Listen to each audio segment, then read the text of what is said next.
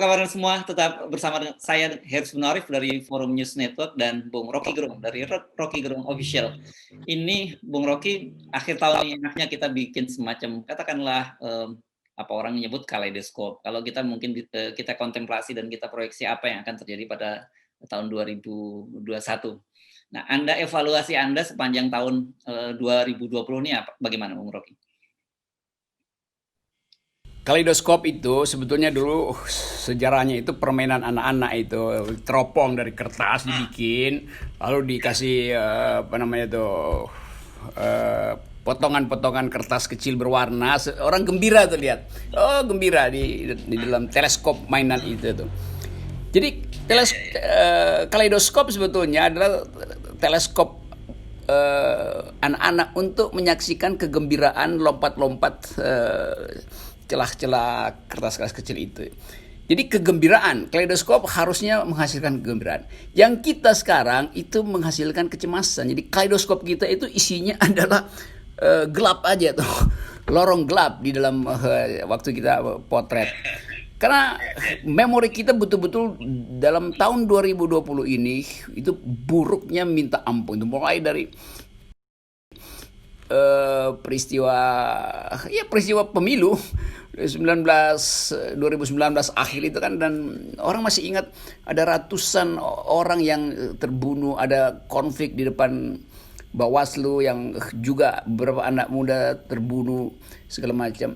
Nah, bagian itu belum bisa diteduhkan, belum bisa dicerna oleh mata batin kita karena kita anggap itu adalah kejahatan politik. Mak-mak masih ingat bagaimana Prabowo Sandi berupaya untuk kasih harapan pada mereka bahwa mereka akan bersama rakyat, itu timbul tenggelam bersama rakyat. Sekarang dua-duanya mengapung bersama kekuasaan. Jadi batin rakyat itu sebetulnya digores oleh kekuasaan dan digores oleh tokoh-tokoh politik yang pernah membuat janji. Nah, ini pelajaran yang luar biasa berat sebetulnya untuk memulihkan kepercayaan rakyat pada politik. Jadi politik itu sekarang dianggap sebagai bagian paling buruk dari manusia adalah menjadi politisi, karena isinya adalah bohong, curang, dan begal gitu kan, koruptor maksudnya. Jadi itu sebetulnya semesta kita di ujung 2020 kalau dilihat melalui kaleidoskop itu. Oke, tapi kan sebenarnya tadi itu sangat berbahaya ya, persepsi yang terbentuk dari publik tadi. Dan kemudian kalau emak-emak ini kan kalau biasanya disakitin, dia bakal susah kita untuk menyembuhkan lukanya itu. Padahal kan bagaimanapun juga harusnya politik itu di tangan orang-orang yang baik, yang punya moral yang bagus dan sebagainya, karena dia memegang amanah dari rakyat. Nah, kalau kemudian muncul persepsi seperti itu kan nanti hanya orang jahat yang mau di politik. Dan kemudian orang yang merasa orang baik, dia meninggalkan politik karena dia tidak mau ketularan keburukannya. Itulah, jadi akhirnya rumusan itu mungkin udah didefinisikan oleh emak-emak bahwa udahlah kita nggak perlu lagi berpolitik, itu suka-suka aja itu, karena bagian etisnya hilang. Bayangkan misalnya ini pertama kali dalam sejarah politik Indonesia ketulusan pendukung oposisi itu dihasilkan melalui voluntarisme at all cost itu. Mak-mak nyumbang 20.000, dikumpulin di dalam karung, dibawa. Kan itu moralnya tinggi sekali itu. Dan itu yang memperlihatkan dunia menganggap bahwa gila Indonesia tuh. Kok bisa ya Indonesia betul-betul secara otentik menghasilkan politik yang bermutu tuh. Mak-mak datang ke kampanye dengan uang sendiri itu, pagi-pagi udah bersiap-siap. Begitu sampai di lapangan pembagian sembako yang diorganisir mak-mak, tiba-tiba bendera partai udah ada di situ. Entah siapa yang pasang itu, numpang di dalam aktivitas mak-mak dengan dompet mak-mak sendiri. Nah, demikian juga dunia internasional menganggap bahwa Indonesia menyimpan rahasia di dalam soal keadilan Pilpres kemarin. Jadi seluruh gejala itu masih ada di kita per hari ini. Lalu tiba-tiba terjadi reshuffle kabinet Dan orang saksikan hal yang terbalik, bahwa seolah-olah nggak ada masalah setahun yang lalu dengan KPU, dengan sidang di Mahkamah Konstitusi segala macam. Kita kerahkan seluruh pakar untuk membela hak konstitusional mereka yang menganggap kecurangan pemilu itu. Lalu dilupakan oleh tokoh-tokoh yang tadi dieluk-elukkan sebagai penggagas perubahan itu, yang kita anggap sebagai berintegritas, basah moralnya itu dengan keadilan.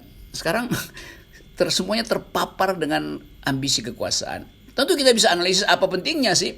Apa sih pentingnya jadi menteri coba? Kan nggak ada lagi orang yang peduli menjadi menteri. Diolok-olok segala macam itu. Kenapa? Karena presidennya tidak punya kemampuan untuk menghasilkan Indonesia yang bermutu kan.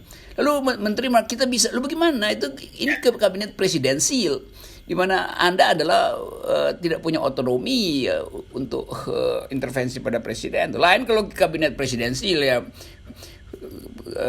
perdana menterinya dengan sendirinya utuh karena didukung sepenuhnya tuh. Jadi saya mau anggap bahwa 2020 adalah tahun di mana Indonesia mengalami kegelapan di semua soal, terutama dalam soal demokrasi. Apalagi di benak kita masih melekat bayangan tentang bagaimana 6 laskar FPI itu diberondong. Lalu kita berimajinasi bagaimana mereka disiksa segala macam. Nah, cerita-cerita itu ada di dalam renungan akhir tahun kita, dan itu yang saya kira harusnya diwaspadai, yang mampu meretakkan bangsa ini di semester pertama Januari nanti. Ya, saya kira itu tadi kasus Laskar FPI itu tetap menjadi salah satu catatan besar yang harus tetap kita kawal sampai tahun 2001. Bung Rocky juga jangan lupa soal bansos loh. Itu sampai sekarang nih kelihatannya cuman gede di pemberitaan, tapi dalam pelaksanaannya nggak jelas tuh. Ya itu orang mau tunggu, nanti lama-lama kita anggap ya udah kalau begitu nggak usah diperiksa lagi deh, kasih aja hukumannya langsung.